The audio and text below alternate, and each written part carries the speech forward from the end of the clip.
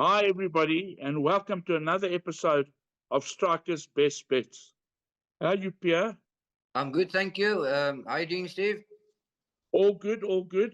Okay, we're gearing up, as you know, for Summer Cup next week. We've got a nice show planned for the viewers. We're bringing in a punter um, that, in my opinion, is one of the better studiers of the game. He's been around a long time, and in my opinion, he's probably one of the better punters in South Africa. So that's exciting. So we're going to record the show uh, from head office with the three of us sitting around a table, and hopefully we can find the viewers a lot of winners. Yeah. It's nice to hear because you don't always. Sometimes you want to hear someone's professional uh, uh, point of view because we always hear of the people that are inside the game, the jockeys or the trainer, and the professional punter structures their bets differently, and it'd be nice to hear different ways of structuring a bet. Absolutely. And from my association with him, I can tell you, that he looks for value. So he's not going to be tipping us all the odds-ons and all the hot favorites. So he'll be tipping us value, Good. and that's what we're looking for. Pierre, I think very briefly, because you wanted to touch on Cape Town, we're going to be previewing the Sunday meeting at Turffontein. Um, but you wanted to touch briefly on a couple of races in Cape Town. So you tell me which races you want to touch on, and I'll give the viewers the betting. Okay, I wanted to have a look at race two. Obviously, double Grand Slam must be a huge runner. She's weighted to win, and a small field. Justin Snake's got two other horses in the field, so I'm sure he'll make sure there's a nice pace. And what's a betting a double Grand Slam? Okay, so they're betting 13-10 double Grand Slam, 33-10 Rainbow Lorikeet, 9-2 Swatek, 5-1 Give Me Everything, and 8-1 Kind of Wonderful. I think just before you carry on, Pierre, I think it's very important, for our viewers to note that, this is anti-post betting, and it obviously all changes as there becomes pressure for a horse. So as a horse gets back in, obviously these prices change. I Good. tend to agree with you. She's a multiple Group 1 winner. She's done everything right in her career. Um, 2 runs back at Scottsville, we ran 1.5 lengths behind her with a horse called Mia Moo, which you won on. So you know Mia Moo quite well. So I do think that she's the right horse in the race. And quite frankly, I think 13-10 is a very, very good price. Yeah, I agree with you. Just before we carry on, every now and again I have a chat to some punters, and they say World Sports Betting gives the best odds. So kudos for you. Well, thank you so much. We pride ourselves on trying to come out as early as possible with the betting. And if they compare odds with other bookmakers, and it's not cast in stone, obviously, because we take pressure on certain horses, and other bookmakers take pressure on, obviously other horses. But I think generally across the board, our prices are slightly better. Okay, Steve, I thought the next race would be race six because you guys have got a runner there. World Sports Betting's got number 11, Malmesbury Missile. We have. So let me give you the betting first. We are betting 12-10 All the Rage, a horse from Candice Bass, 5-1 Malmesbury Missile, 6-1 Roland Garros, 15-2 Military Command, and 9-1 Green Gateway, and 12-1 the balance. So just a quick update on Malmesbury is that he had an okay season in Durban. Justin brought him back from Durban. He battled with him a little bit in terms of getting him ready for the season. But Justin sent us a message this morning to say that Malmesbury has now in fact turned the corner, and he put up an amazing gallop this morning. We believe that 1200 is too short for him. He's looking for seven furlongs, up to a mile, and his mission is the Group 1 Colts Guineas in December. So this is a run to bring him on. But he's a very, very, very nice horse. We believe that he's going to go on to bigger and better things. Cool. And then, Steve, the next race would like to know about the betting is race 7. My first choice here is number 2, Good For You. The reason 3 starts ago you won a feature race at Scottsville on the big meeting. Then he came off a rest and he finished second behind All the Rage, who you mentioned earlier is favourite for the big sprint. And then last time out, finished second, draw 9 out of 9 over 1400, which is on the bend, obviously. And obviously you'd like a better draw. Now it's drawn 2. It's a 1600, which is maybe a slight concern, but I think Good For You number 2 could be a potential banker. Yeah, Piere, I tend to agree with you. I was at Scottsville when Good For You won that down on the 31st of May. He won a very, very good race. He beat that horse of Robin Claessen's Charming Cheetah, and he went to the front and he dug down deep all the way to the line. My concern, like you, is that he's going the mile for the first time. He has got a way better draw. And I think that last run on the 2nd of November will bring him on tons. This horse, Fox on the Run, is really, really a nice horse. So if there were to be a danger, I would believe that it would be Fox on the. I would believe it would be Fox on the Run. We've bumped. Malmesbury Missile has bumped the source of Dean Canamas Aristocratic in Durban. Also a very, very nice horse. But I believe that it's a matching 2 purely because of the way Fox on the Run came from off them last time over the 7 furlong. And the betting? And he went to fetch them. I beg your pardon? The betting? Apologies. The betting is, they're betting 3-1 Good For You, 9-2 Fox on the Run, 5-1 Randolph Hearst, which is nominated for the Guineas, just like the rest of them. 6-1 Happy Verse, and they're betting 7-1 and better the rest. So it is an open race, but I tend to agree with you that if Good For You gets the mile, I believe that he's going to be a huge runner. Okay. Okay, we're going to move on to Turffontein Sunday. We're going to run through it, Piere, because and we'll put up your exotics through the show where you've tipped a bar pot, PA, and pick 6. So let's get into it. All right. Race 2, the first leg of the bar pot. I've included number 6, Duchess Die, and number 8, Veracino's Champ. So it's not a very strong field. I mean, Veracino's Champ, for instance, got beaten 8 lengths last time, but it did finish in front of the experienced horse.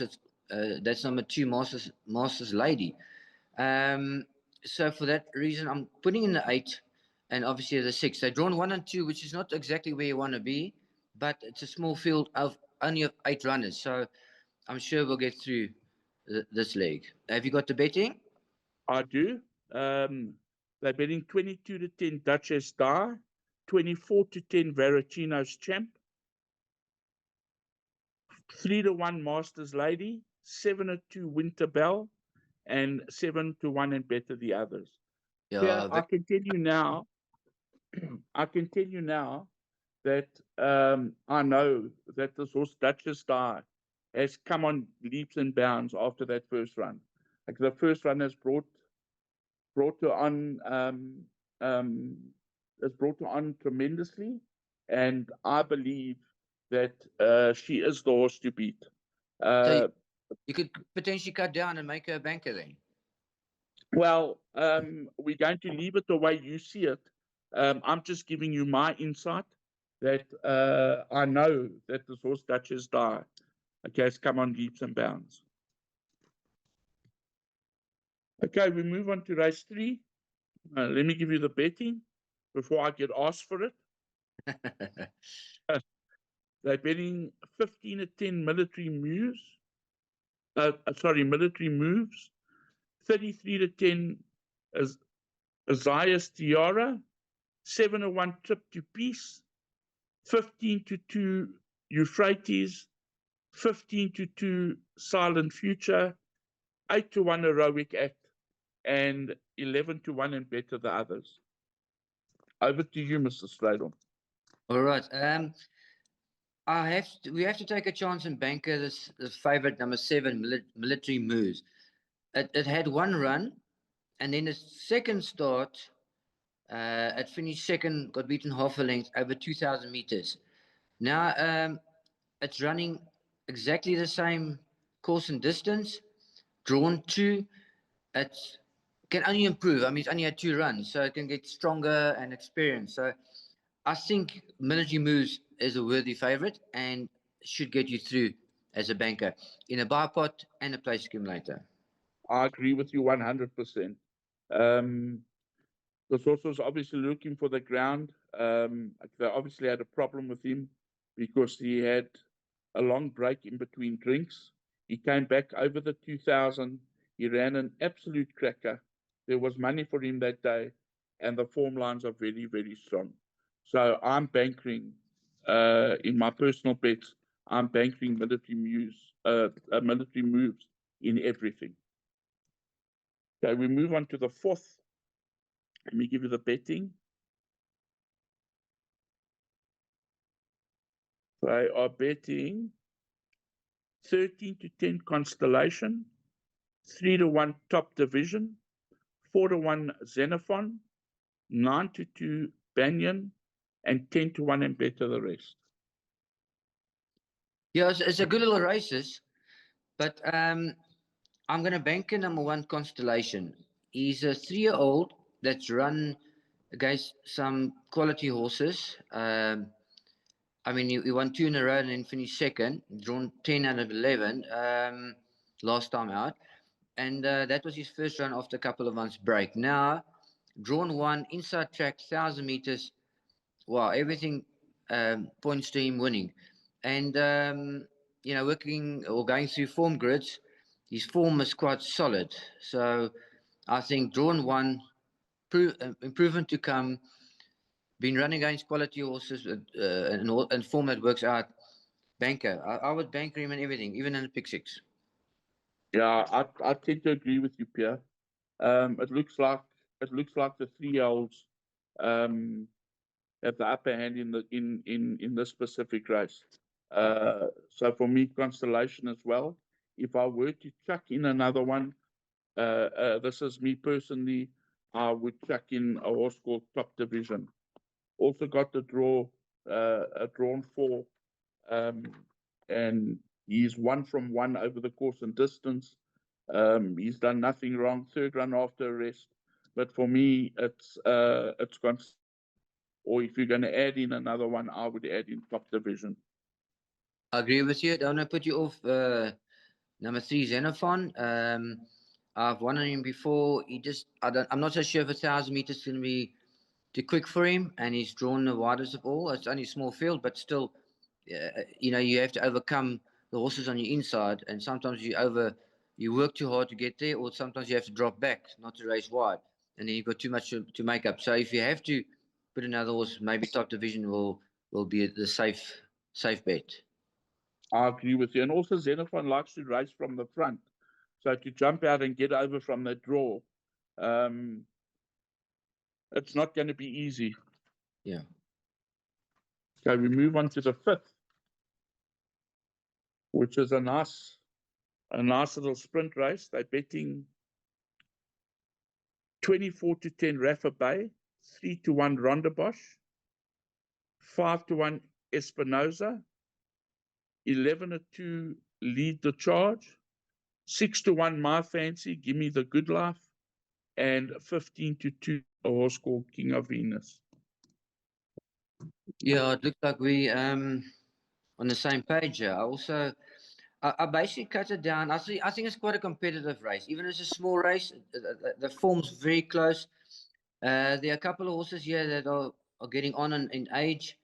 So I normally like to go with a horse that's got some scope for improvement, because in the form, they're running better than the current merit rating. So I managed to cut it down to 1 Espinoza, just because he's drawn well and he's consistent. Then Give Me the Good Life, drawn 2. I think his form is better than what it actually is. And then number 9, Rafa Bay, the claim 4, obviously. But even though Rafa Bay had claim 4 last time, so that sort of takes that out of stalls. It was 1,000 meters, so the fact that Rafa Bay still managed to win was obviously good over 1,000 meters. So if he doesn't stumble this time, he should be in a position, because he ended up running from the front. So Absolutely. got to the front and still won. So if he jumps well now and gets to the front, that should make the race easier for him. But I've got it down to 3 horses. Then for the pick 6, I've put in number 2, Rondebosch. Just because he is a horse with form. My worry about Rondebosch, he's a tearaway. He's very strong. I've seen always the jockeys are struggling to hold him. Maybe it'd be better just to let him go. But he's drawn wide, so to try and let him go and work his way around the field is going to be difficult. So, but I've put him in just in case the race does work out well, and that's for the pick 6 only. Yeah, Piere, so my 2 cents worth is I believe that Give Me the Good Life, that last run was all wrong. He's won over the course and distance. He's won from 1. He's got Gavin Lorena in the irons, who's won on him, so knows him. For me, the stable companion Rafa Bay is a huge runner and a danger. He's got Savannah Valjallo riding him. She's won from 1 with him. He's 1-2 over the distance. He's never been on the inside track, but he likes to go to the front. And I believe that he's a big runner. For me, the source Rondebosch also, he's won from 1 course and distance. Serena Moodley knows him. He's ridden him twice. Open race, but my first choice is Give Me the Good Life.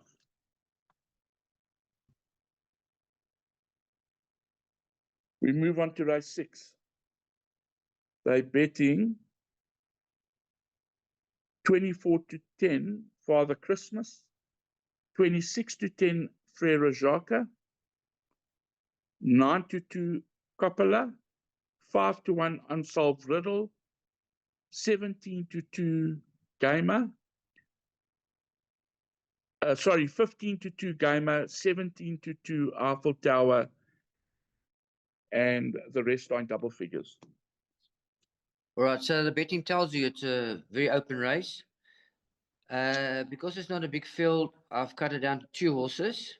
I've cut it down to Father Christmas as my first choice. And then I've gone for number 2, Unsolved Riddle. Coppola's drawn 8, 1 last time out. Obviously got a small penalty. And then Frere Jacques, it looks like he's got breathing issues in the, on a computer form. So I'm going to rather go with the horses that are more consistent and they have no issues. And for that reason, I'm going with number 2, Unsolved Riddle, and number 4, Frere Jacques. But for the pick 6, I would definitely put in Coppola and Frere Jacques. I noticed that on the 5th of June, okay, you rode this horse, sorry, on the 19th of June, okay, you rode this horse, Unsolved Riddle. You came from lengths and lengths and lengths off them, and he flew at the finish. Yeah, I think inside track is his game. And that's one of the reasons why I like him, because like last time was the Val Classic track, but inside track is sort of more his game. And drawn 4, nice draw. He's a horse that you don't want to bustle him too much early on, but then he gives you a good kick, and that's why I say he could be a bit of value in this race. Yeah, I saw this. I saw the last run of this horse, Father Christmas. I actually watched it this morning, and it just gave me a feel that he had problems in the race, and I think that Serena Woodley now knows him, and I think that Serena will get the best out of him this time. I make him a huge runner. He was just all over the show last time, and I make him a huge runner this time.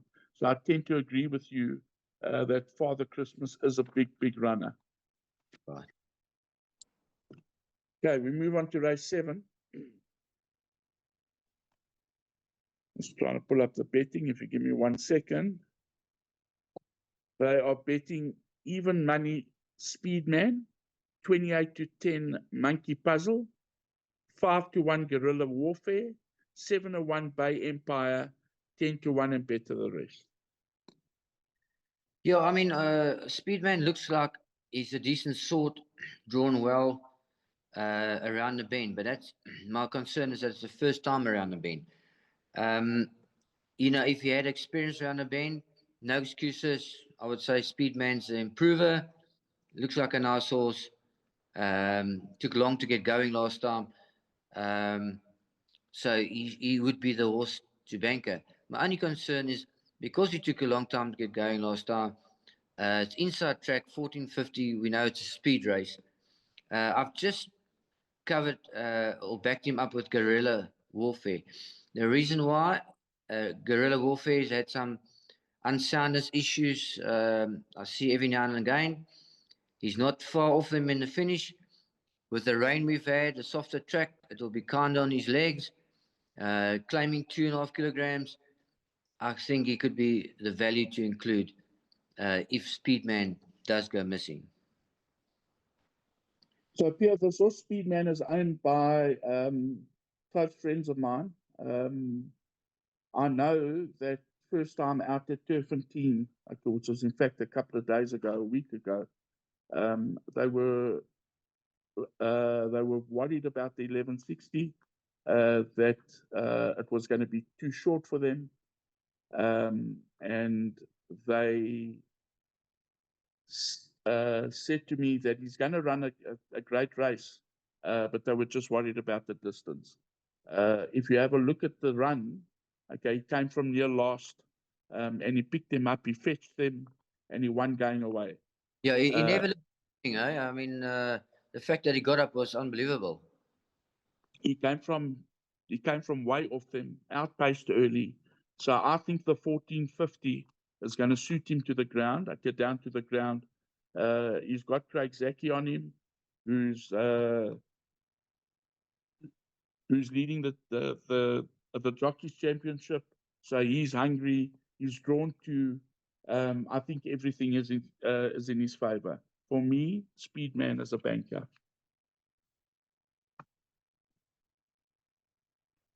Move on to race 8. They're betting 28-10 War of Kingdom, 3-1 Max the Magician, 9-2 Fully Loaded, 11-2 Xanthar, 6-1 Skittle Sky, 7-1 Obsidian, and 10s and better the rest.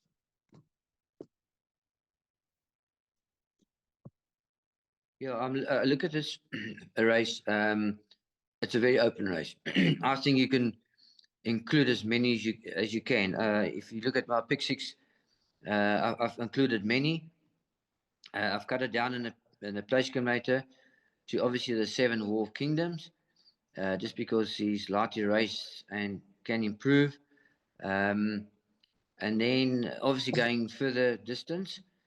So the reason why I've put another horse in is because of maybe not sure about the extra distance. So I've included the 2 Skittle Skies. He got a huge penalty last time. I'm not sure why the penalty was so big. But in studying the form, he seems to still have the form to be able to win this race. If you want to put in another horse, by all means, I don't think you can go wrong. But I've cut it down to obviously the 2 Skittle Skies and the 7 Wolf Kingdoms in the place accumulator. Yeah, I tend to agree with you. I think this is an open race, and I would put in as many as a person can afford to put into the race. Race 9, they're betting 9-10 Grand Empire, 9-2 Romilly, 11-2 Longsword, 6-1 Chieftain Shield, 10-1 and better the rest. Yeah, it's the same as earlier. This was Grand Empire, number 5. It's his first run around the bend, but I was just so impressed with him doing everything right. He was right up there. So if he jumps out of a 1450, he'll be right there. And that's the reason why I've gone with him as the banker, and the other one not so the banker, because he came from far behind and is inside track. So Grand Empire looks like he's the right horse for this race. Got the speed, the extra run, his next run, the experience will help.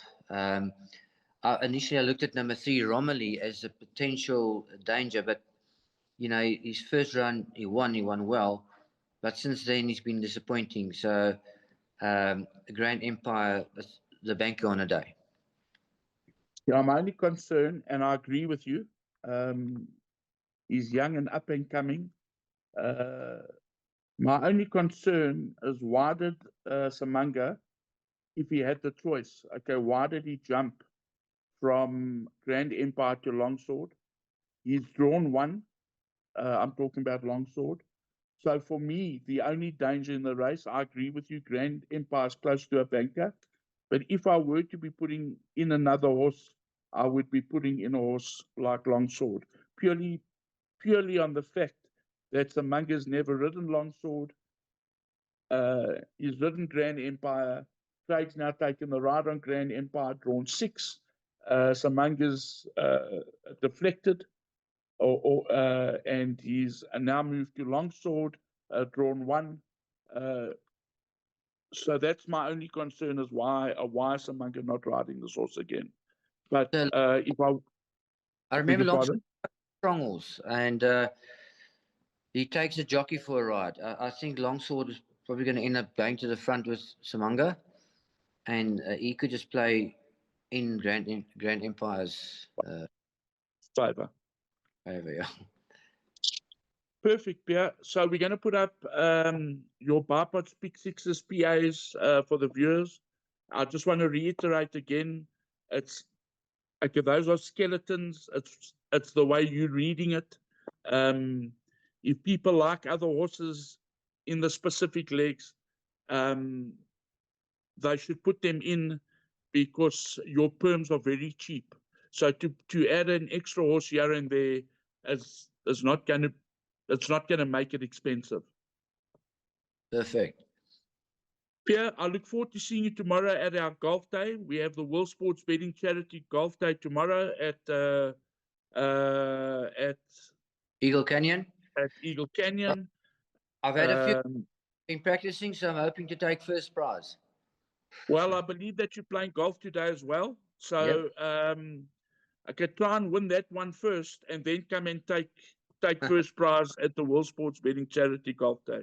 Piere, it's been lovely being with you, and I look forward to seeing you tomorrow. Thank you, Stephen. All the best, punters. All the best.